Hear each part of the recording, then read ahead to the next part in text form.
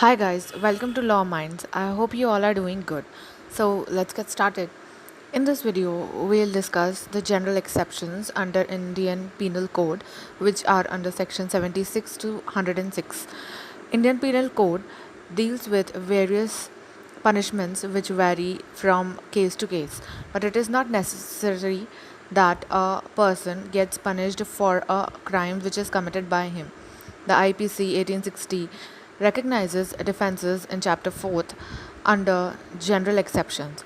Section 76 to 106 covers all the defenses which are based on the presumption that a person is not liable for the crime which he had committed. These defenses depend upon the circumstances prevailing at that point of time when particular offense took place, that is mens rea or guilty mind of the person and the reasonableness of his action. In this video, we shall cover the following topics shown on the screen, which are as follows.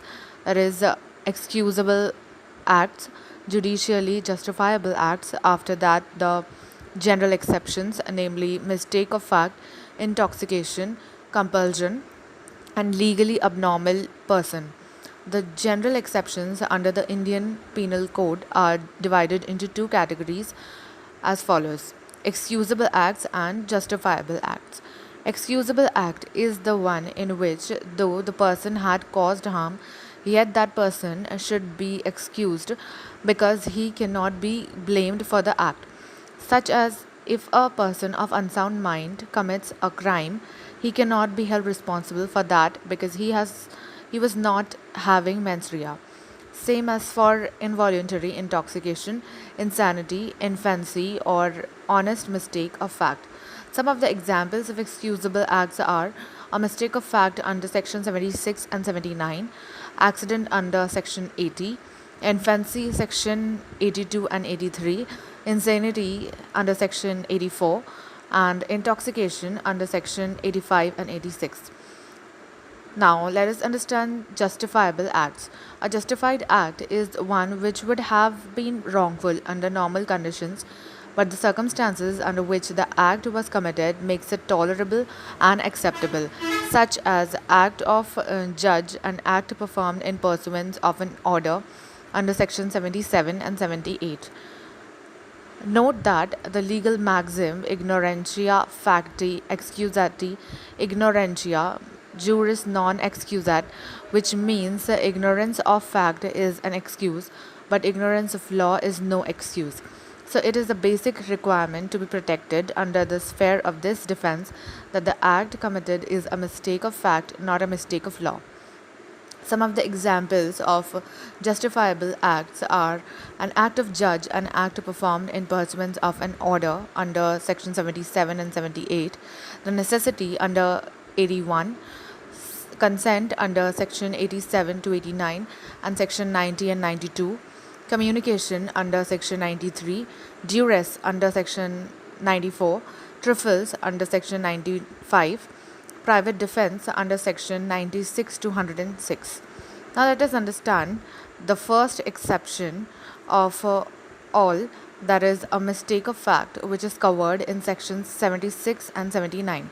Section 76 states that act done by a person bound or by mistake of fact believing himself to be bound by law. Nothing is an offense which is done by a person who is or who by reason of a mistake of fact and not by reason of a mistake of law in good faith believes himself to be true, bound by law to do it. For example, if a soldier fires on a bomb by the order of his officer in conformity through the command of the law, then he will not be liable. Let's understand this with the decided case law, which is Gopalia Kalaya versus Emperor, decided on 22nd November 1923. In this case, the police had a warrant against a person. However, at the time of arrest, he arrested the wrong person. The arrested person filed a complaint, but the police officer was not held liable as this was a case of mistake of fact and the police officer presumed that he was bound to do so. Section 79 states that act done by a person justified or by mistake of fact believing himself justified by law. Nothing is an offense which is done by any person who is justified by law or who, by reason of a mistake of fact and not by reason of a mistake of law, in good faith, believes himself to be justified by law in doing it. For example, A thought Z to be a murderer and in good faith and justified by law seizes Z to present him committed by an offense, though it may turn out that Z was acting in self defense. Let's take another example. Suppose a person A, on seeing the smoke coming from a person B's lawn, presumes that there is a potential fire in B's lawn and hence enters inside without seeking permission to quench the fire. Later, after entering, he sees the smoke was not because of fire but because of B was preparing for a barbecue in his lawn. Here, A would not be held liable as his intention to trespass was not malified. Let's take another case called Sahu and others versus Saligram Shah, decided on 23rd March 1977. In this case, the court held that the accused showed that he was in good faith and believing that the offense of smuggling rice was going on in the plaintiff's house, and thus he brought the cart and cartman to the police station. The said suspicion was proved to be wrong. The accused can take the defense of a mistake of fact as he is doing the act in good faith and believing it to be justified by law. Here, A would not be held liable as his intention to trespass was not malified. Note, Section 76 of IPC 1860 deals with those cases where a person commits a mistake in good faith and is ignorant of a fact. On the other hand, in Section 79 of IPC, a person mistakes himself to be bound by law to do an act in good faith. Let's move on to our next exception, that is intoxication, which is covered under Section 85 and 86. Section 85 states that the act of a person incapable of judgment by reason of intoxication caused against his will.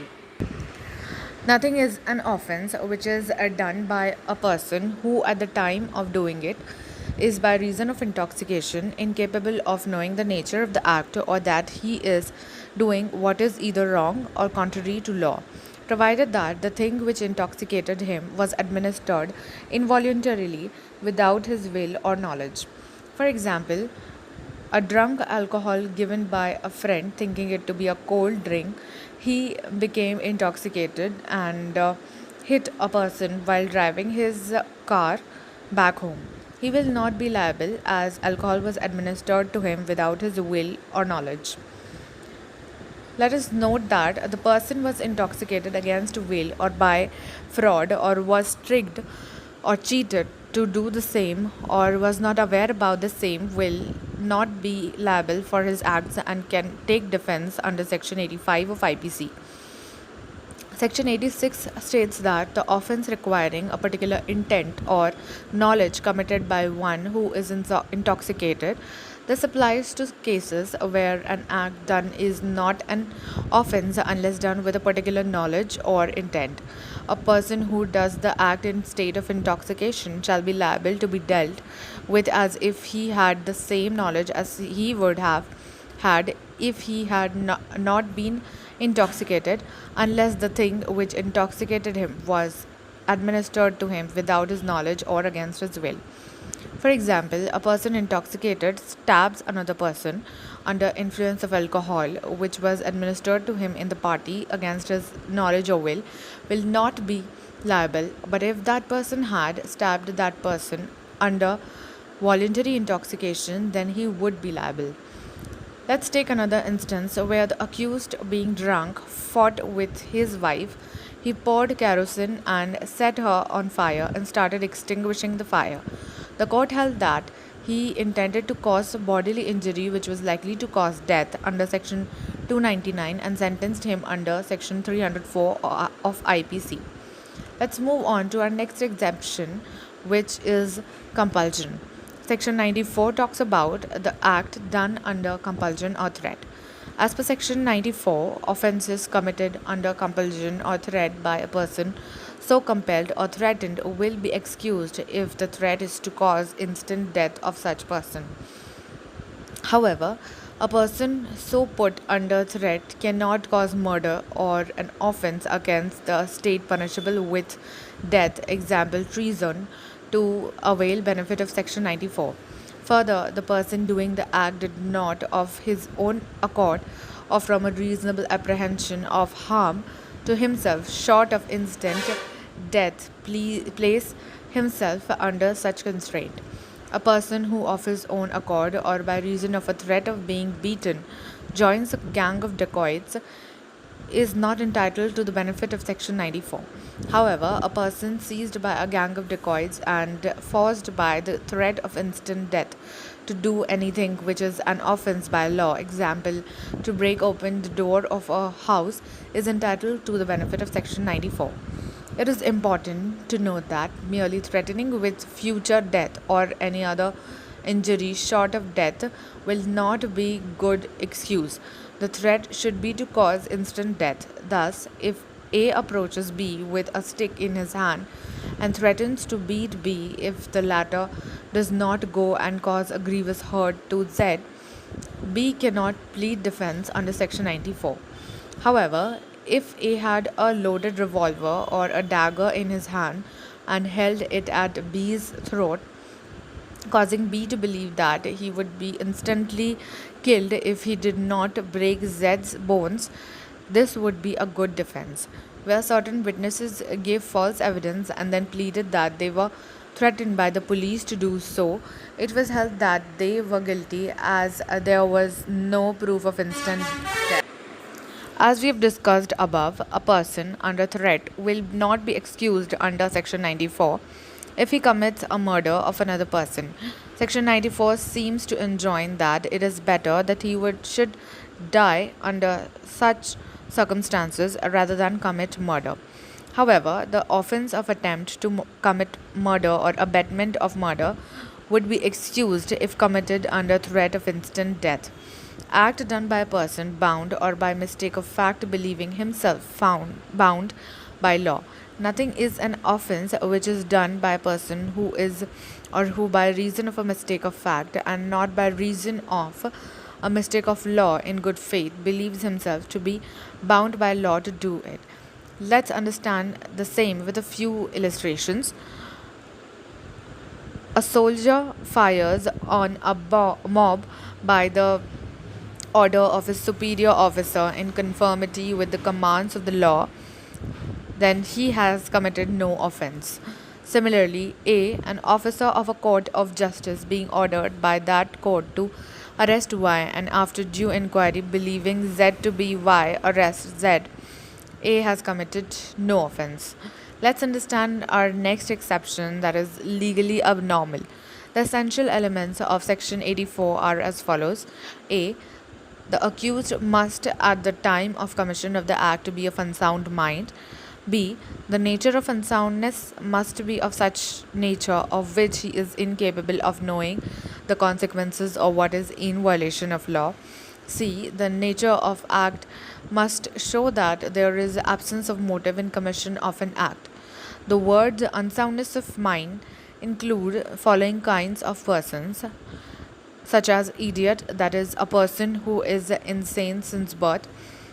The other one is lunatic, that is a person who has acquired madness after birth either due to disease or injury. And the last one is a non-compos mentis, that is a person who does not have a control over one's mind. There are many types of insanity, such as melancholia, homicidal mania, monomania, dementia, idiocy, etc. In the famous case R versus McNaughton, 1843, the following principles to determine the insanity of a person were laid down. The person must be insane at the time of committing the offense. In order to see whether the accused was insane at the time of commission of the offense, the state of mind before and after the commission of offense is relevant. Insanity must be due to a medical disease of mind such as schizophrenia, hallucinations, epilepsy or fits, somnambulism, sleepwalking, split personality disorder, etc. Legal insanity recognizes only the impairment of cognitive faculties, and when cognitive faculties are not impaired and only will and emotions are affected, insane impulses are not a defense. The disease must be so grave and serious that it renders a person totally incapable of understanding the nature of his act, or that he is doing what is either wrong or contrary to law. Persons who are occasionally possessed by the spirits, and those who, being in fits of delirium, very often conjure up visions or images, are given benefit of unsoundness of mind. The accused should be incapable of knowing whether the act done by him is right or wrong. The accused should be inherently incapable of knowing the nature of the act and not a mere erroneous belief. Any crime committed before or after insanity is not excusable. Let's dive deep into this exception with some case laws. The first one is called Assam High Court in the case of State versus Karthik Chandra held that M. Norton rule is the basis of Section 84 and is embodied in it. The court said that even though there is proven medical insanity, yet Section 84 cannot be invoked when legal insanity is not established by the accused. This was held in the case of Govind Raj versus State. In the case of Brij Kishore Pandey versus State of UP, the Supreme Court held that plea of irresistible impulse shall be considered as a mitigating factor in aggravating the act to be done. The mere fact that murder was committed on sudden impulse will not be sufficient to claim protection under Section 84 of IPC. The High Courts in India have time and again held that if a person is sane but is suffering from hallucinations, then the protection cannot be claimed under this section. In the case where a man suddenly woke up at midnight and saw a phantom advancing towards him, he asked twice, "Who is that?" After receiving no answer, he attacked the spectre with the hatchet, and it was found that he had murdered his wife. He was found not guilty on the ground that he was not conscious of his actions. In the case of Brij Kishore Pandey versus State of UP, the Supreme Court held that plea of irresistible impulse shall be considered as a mitigating factor in aggravating the act to be done. The mere fact that murder was committed on sudden impulse will not be sufficient to claim protection under Section 84 of IPC. In a case of Sakharam Walad Ramji case, a regular ganja smoker killed his wife and children when she refused to go to a village where he proposed to go. The court held that accused habit of smoking ganja had induced in him a diseased state of mind, and therefore he was not able to know the consequences of this act, and hence he cannot be relieved under this exception of crime committed. In case of Arumugham versus State of Tamil Nadu, an accused in a short of provocation caught hold of 7 years old child and dashed his head thrice in quick succession, resulting in the death of the boy. Immediately after the occurrence, the accused ran away. Here the accused pleaded for insanity as but the court held that his running away from the crime scene shows that he had no legal sanity, and hence his plea of insanity was rejected and was punished for the crime committed. The video brings out the basic understanding of general exceptions of the offense committed in IPC. Since IPC is a substantive law which determines the criminal of a person committing the act. However, the framers of the act knew that there were cases where the accused cannot be punished. So, these were the general exceptions which are available to the accused to escape liability or save himself from the offense committed.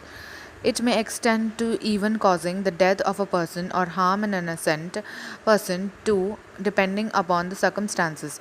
The accused should also have the right to be heard, keeping in view the democratic character of our nation. That's why these exceptions are provided so as to represent oneself in the court of law.